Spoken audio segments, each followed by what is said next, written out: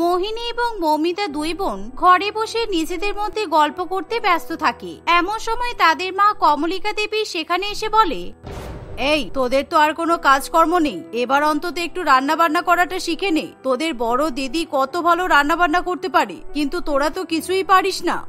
তোমাকে কে বলেছে আমরা কিছু পারি না? আর তাছাড়া রান্না বান্না করার দিকে আমাদের কোনো ইন্টারেস্ট নেই।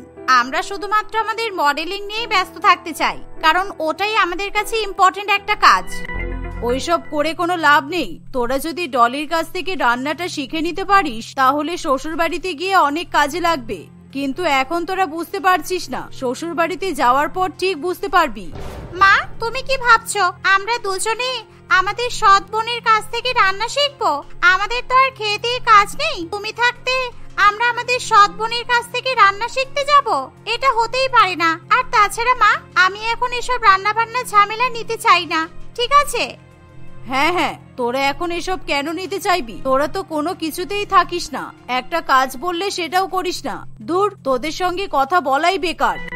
এই বলে কমলিকা দেবী সেখান থেকে চলে যায়। কমলিকা দেবী তার নিজের দুই মেয়ে মোহিনী এবং মৌমিতার সঙ্গে সঙ্গে সৎ মেয়ে ডলিকেও খুবই ভালোবাসতো। আসলে ডলি ছিল পলাশবাবুর আগের পক্ষের মেয়ে, আর পলাশবাবুর মতোই কমলিকা দেবীও ডলিকে ভীষণ পরিমাণে স্নেহ করত। কিন্তু মোহিনী এবং মৌমিতা তাদের সৎ বোন ডলিকে মোটেই পছন্দ করতে পারে না। এভাবেই সময় কাটতে থাকে। আর এরই মধ্যে হঠাৎ করে একদিন কমলিকা দেবী এবং পলাশবাবু তাদের বড় মেয়ে ডলির বিয়ে ঠিক করে। আর কিছুদিনের মধ্যেই ডলির সঙ্গে সন্দীপের বিয়ে হয়। বিয়ের পর ডলি শ্বশুর বাড়িতে যাবে তার আগে কমলিকা দেবী মৌমিতা এবং মোহিনীকে বলে, মৌমিতা, মোহিনী, তোদের দুই বোনকে আমার একটা কথা বলার আছে। আসলে কি জানিস তো, আমাদের এখানে কিন্তু একটা নিয়ম আছে যেটা আমরা সবাই পালন করে থাকি। আসলে নতুন বউ শ্বশুর বাড়িতে গেলে তার সঙ্গে কাউকে পাঠাতে হয়। তাই আমি চাই তোরা দুই বোন ডলির সঙ্গে ওর শ্বশুর বাড়িতে যা। তোমার মাথা খারাপ হয়ে গেছে? আমরা কখনোই আমাদের সৎ বোনের সঙ্গে যাব না। আমি ভাবলাম এবার হয়তো আমাদের সৎ বোন আমাদের পেছন ছাড়বে, কারণ সবসময় তুমি ওর প্রশংসা করতেই ব্যস্ত থাকো। আমাদেরকে তো তুমি চিনতেই পারো না। ভেবেছিলাম ডলির বিয়ে হয়ে গেলে তুমি আমাদেরকে এবার সময় দেবে, কিন্তু ডলির বিয়ে হয়ে গেল আর এখনো পর্যন্ত তুমি তোমার বড় মেয়ের কথাই চিন্তা করছো। আবার তাই নয়, তুমি ডলির সঙ্গে আমাদেরকে ওর শ্বশুর বাড়িতে যেতে বলছো। আমি তোদের কাছে রিকোয়েস্ট করছি, তোরা দয়া করে ডলির সঙ্গে যা, কারণ আমি চাই না আমাদের দিকে কেউ আঙুল তুলুক। আমি তোদের দুই বোনকে যেমন ভালোবাসি, ডলিকেও তেমন ভালোবাসি। ডলি যদি একা একা শ্বশুর বাড়িতে যায় তাহলে ওদের আত্মীয় স্বজনরা ভাববে আমরা আমাদের মেয়েকে একদমই ভালোবাসি না, তাই ওকে একা পাঠিয়ে দিয়েছি। সেই জন্য আমি তোদের কাছে হাত জোড় করছি, তোরা দয়া করে ডলির সঙ্গে ওর শ্বশুর বাড়িতে চলে যা মা। না না, আমরা যাব না, আমাদের তো খেয়ে দিয়ে কাজ নেই। কমলিকা দেবী বারে বারে মোহিনী এবং মৌমিতাকে অনুরোধ করতে থাকে। এর ফলে মৌমিতা এবং মোহিনী বাধ্য হয়ে তাদের সৎ বোন ডলির সঙ্গে তার শ্বশুর বাড়িতে চলে যায়। আর সেখানে যাওয়ার পর মোহিনী এবং মৌমিতা দুই বোনকে একটা সুন্দর রুম থাকার জন্য দেয়া হয়। তোমরা দুই বোন এই ঘরটাতে থাকবে, কেমন? তোমাদের এই ঘরটা পছন্দ হয়েছে তো? আসলে আমি এই রুমটা তোমাদের জন্য গুছিয়ে রেখেছি, একদম পরিষ্কার পরিচ্ছন্ন করা আছে, কেমন? হ্যাঁ হ্যাঁ আন্টি, এই রুমটা আমাদের খুব পছন্দ হয়েছে। আপনি আমাদের জন্য এতটা ভেবেছেন, এটাই আমাদের জন্য অনেক। আমাদের কিছু দরকার পড়লে আমরা আপনাকে ডেকে নেব। এবার আপনি আসতে পারেন।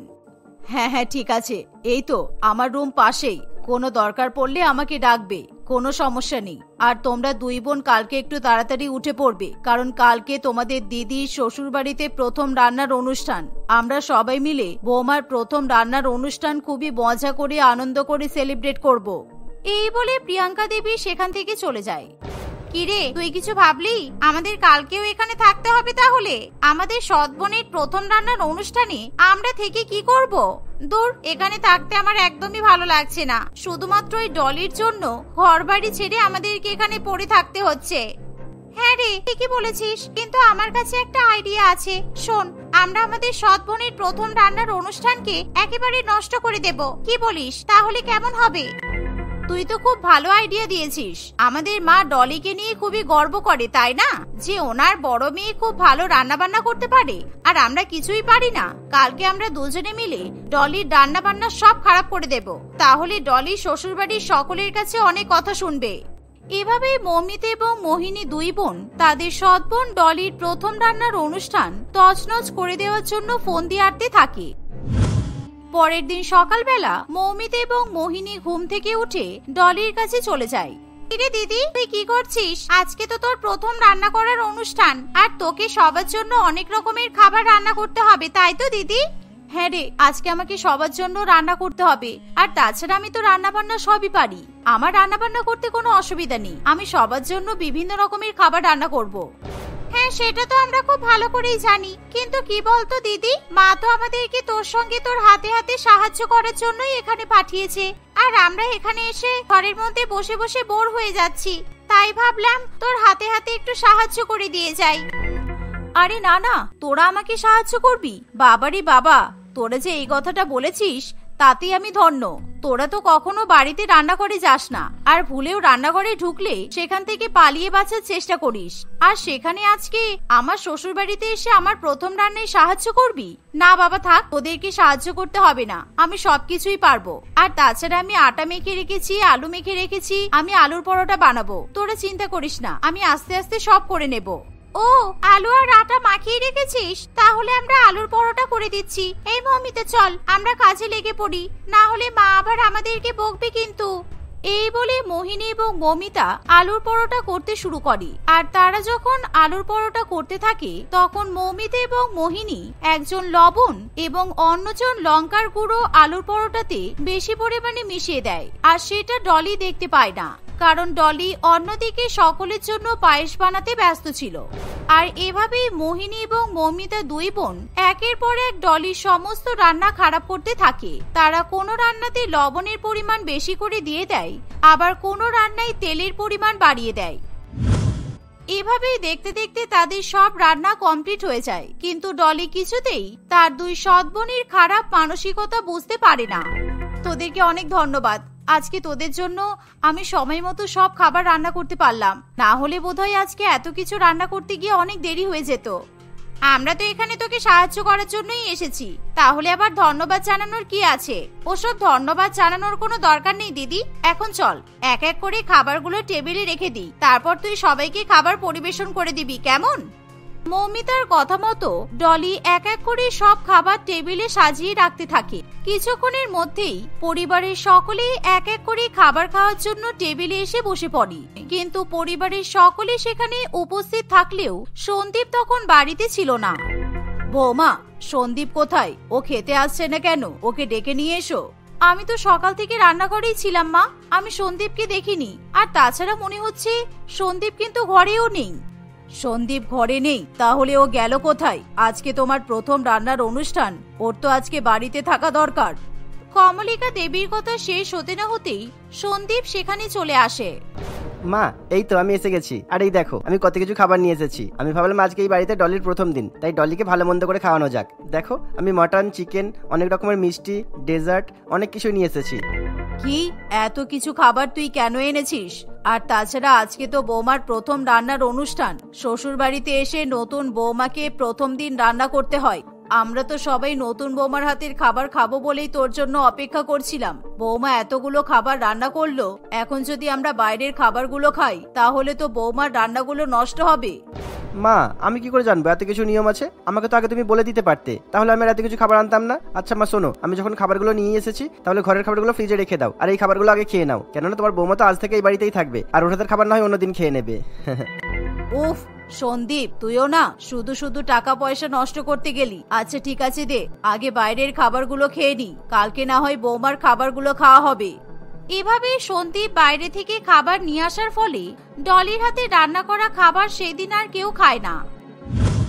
কিছুক্ষণ পর খাওয়া দাওয়া করে সকলে নিজের মতো ঘরে চলে যায়, আর তখন সন্দীপ ডলির দুই সৎ বোনের কাছে চলে যায়। তোমরা কি ভেবেছিলে তোমাদের এই চালাকি আমি বুঝতে পারবো না? তোমরা তোমাদের সৎ বোনকে সহ্য করতে পারো না বলে ওর তৈরি করা খাবারগুলো সব নষ্ট করে দিয়েছো। তোমরা কি ভেবেছো আমি কিছু জানি না? আমি বাইরে থেকে ওই জন্যই খাবারগুলো কিনে নিয়ে এসেছি, আমি সবই জানি, তাও আমি তোমাদেরকে এখনো কিছু বললাম না, কেননা তোমরা আমার নতুন বউয়ের বোন, তাই আমি তোমাদেরকে কিছুই বলতে পারছি না। যাক, এবারের মতো ক্ষমা করে দিচ্ছি, দ্বিতীয়বার না হয় বলে দিলাম। এই যে জামাইবাবু, তুমি আমাদের সঙ্গে এরকম করে কথা বলতে পারো না, ঠিক আছে? আর তাছাড়া আমরা কিছুই করিনি, সব খাবার তো তোমার বউ একাই রান্না করেছে। আমরা তো শুধু একটু সাহায্য করতে গিয়েছিলাম, আমরা কেন খাবার নষ্ট করতে যাব? মা তো আমাদেরকে দিদির হাতে সাহায্য করার জন্যই এখানে পাঠিয়েছে। তোমরা ভুলে যাচ্ছ তোমরা আমার বাড়িতে আছো। আমার বাড়িতে কোথায় কি হচ্ছে না হচ্ছে এগুলো আমি সবই জানতে পারি আর দেখতেও পাই। দ্বিতীয়বার ডলির সঙ্গে এরকম করার আগে ভেবে নেবে। আর হ্যাঁ, কালকে তোমরা এই বাড়ি থেকে চলে যাবে বলে দিলাম। আমরা তো এখানে থাকতেও চাই না, যত তাড়াতাড়ি সম্ভব আমরা আমাদের সৎ বোনের হাত থেকে রেহাই পেতে চাই। আমরা এখান থেকে নিজেদের বাড়িতে ফিরে যেতে পারলে বাঁচি, অন্তত তোমার বউয়ের মুখ আমাদেরকে আর দেখতে হবে না। সন্দীপ তাদের সঙ্গে আর কোনো কথা না বলে সেখান থেকে চলে যায়। আর এদিকে দুই বোন বাড়ি ফিরে যাওয়ার জন্য অপেক্ষা করতে থাকে। পরের দিন সকালেই মৌমিত এবং মোহিনী দুই বোন বাড়ির দিকে রওনা দেয়, কিন্তু তাদের দুই বোনের জঘন্য কাজের কথা ডলি এখনো পর্যন্ত কিছু জানে না, কারণ সন্দীপ কোনোভাবেই ডলিকে কিছু জানতে দেয় না। এভাবেই আরো কিছুদিন কাটে। আর একদিন ডলি সন্দীপের সঙ্গে মায়ের বাড়িতে ঘুরতে যায়। আজকে আমি জামাইবাবুকে আমার হাতের খাবার রান্না করে খাওয়াবো। সেদিন আমাকে অপমান করার সাহস পেল কিভাবে? আমাকে আমার বাবা মা পর্যন্ত কথা শোনানোর সাহস পায় না, কিন্তু সেদিন জামাইবাবু আমাকে অনেক অপমান করেছে। আর আজকে আমি এই খাবার খাইয়ে জামাইবাবুকে এই বাড়ি থেকে তাড়িয়ে দেব। তুই যা খাবার রান্না করেছিস জামাইবাবু এমনিতেও খেয়ে চলে যাবে, কারণ তুই তো সব কটা রান্নাতেই বেশি করে লঙ্কার গুঁড়ো দিয়েছিস। দেব না মানে? সেদিন আমাদেরকে অনেক অপমান করেছে, আর আজকে আমি সেটার প্রতিশোধ নিতে চাই। আরে জামাইবাবু বসে আছো কেন? খাওয়া শুরু করো। এই দিদি, তুই জামাইবাবুকে খাবার পরিবেশন করে দে। হ্যাঁ দিচ্ছি। মা, খাবারগুলো কে রান্না করেছে? এত লাল লাল দেখতে হয়েছে কেন? মনে হচ্ছে অনেক লঙ্কা গুঁড়ো দেওয়া হয়েছে। কই না তো, আজকে রান্না তো তোর দুই বোন করেছে, অনেক ভালো খাবার রান্না করেছে, খেয়ে নে। শাশুড়ি মায়ের মুখে এই কথা শুনে সন্দীপ বুঝতে পারে যে এবারও খাবারের মধ্যে কিছু একটা গন্ডগোল আছে। না না, আমি আমার বউয়ের হাতে ছাড়ার কারোর হাতেরই খাবার খাবো না। আমাকে তোমরা ক্ষমা করো মমিতা, মোহিনী। তোমাদের হাতের খাবার অন্য একদিন খেয়ে নেবো, কিন্তু ডলির হাতের খাবার না খেলে আমার আবার শান্তি হয় না। সন্দীপের এই কথা শুনে ডলি তখনই সন্দীপের জন্য খাবার রান্না করতে রান্নাঘরে চলে যায়। আর সন্দীপ তখন মৌমিতা এবং মোহিনীর দিকে হাস্যকর দৃষ্টিতে তাকিয়ে থাকে। এর ফলে মৌমিতা এবং মোহিনী বুঝতে পারে সন্দীপ ইচ্ছাকৃতভাবে তাদের হাতে রান্না করা খাবার খায়নি। এভাবে মৌমিতা এবং মোহিনী চাইলেও সন্দীপের কোনো ক্ষতি করতে পারে না। কিছুক্ষণ পর ডলি খাবার রান্না করে নিয়ে এলে সন্দীপ সেই খাবার খেয়ে খুবই প্রশংসা করে, কিন্তু পরের দিনই সন্দীপ ডলিকে নিয়ে আবার নিজের বাড়িতে ফিরে যায়। এভাবেই ডলি তার শ্বশুর বাড়িতে হাসি খুশি সংসার করতে থাকে।